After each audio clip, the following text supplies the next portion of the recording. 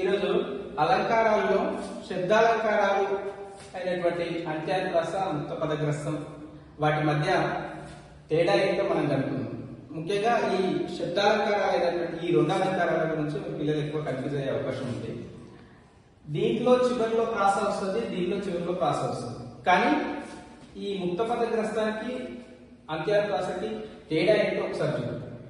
ఇప్పుడు ఈ అంత్యానుప్రాసకు ఒకసారి ఉదాహరణ చూసినట్టయితే, నన్ను నేను మలిచిన నీ తోడు విరహాన వేగుతూ ఈనాడు వినిపించదా ప్రియ నా తోడు ప్రేమ అనే పాట ఉంది. దీంట్లో చివరిలో తోడు ఈనాడు గోడు ఇట్లా డూ డూ డూ అని ఆఖరిలో ఈ అక్షరం అనేది వచ్చింది. ఇట్లా ఒక పాదం కానీ ఒక వాక్యం కానీ ఒక చరణం కానీ చివరిలో ఉన్నటువంటి అక్షరం లేదా పదం, అదే అక్షరం లేదా అదే పదం చివరిలో వచ్చినట్లయితే దీన్ని అంత్యానుప్రాస అంటారు. అదే ముక్త పదగ్రస్తానికి వెళ్ళినట్లయితే దీంట్లో చివరిలో ఉంటది కానీ మళ్ళీ మొదట్లో దాన్నే తీసుకుంటాం. ముక్తము అంటే విడిచిపెట్టదగినటువంటి అర్థము, ముక్తము అంటే విడిచిపెట్టబడినటువంటి పదాన్ని మళ్ళీ గ్రస్తము అంటే గ్రహించండి.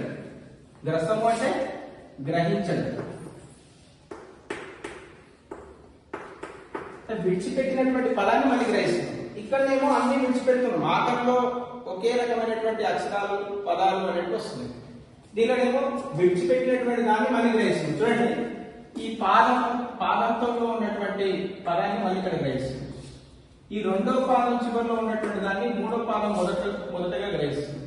మూడో పాదం చివరిలో ఉన్నటువంటి పదాన్ని నాలుగో పాదం మొదట్లో గ్రహిస్తుంది. అది ఎట్లా ఒకసారి చూడండి.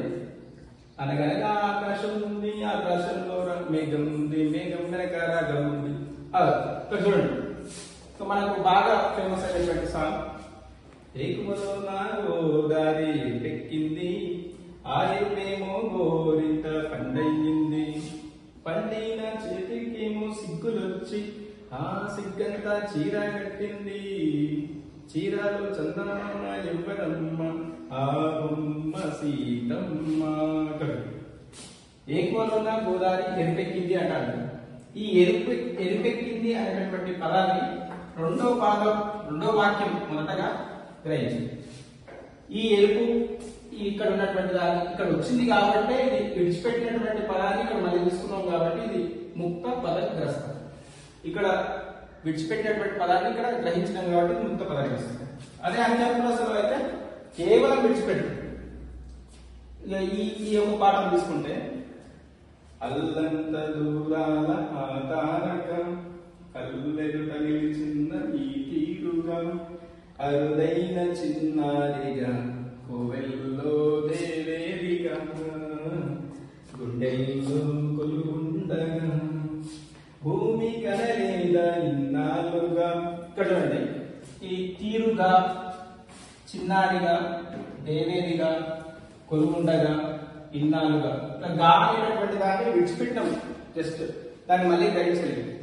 అంటే కేవలం చివరిలో వదిలిపెట్టేదేమో అంత్యానుప్రాస. చివరిలో ఒకే ప్రాస వచ్చినట్లయితే దాని అంత్యానుప్రాస. ఒకవేళ చివరిలో ఉన్నటువంటి దాన్ని మళ్ళీ గ్రహించడం అనుకోండి, అది ముక్త పదగ్రస్తం.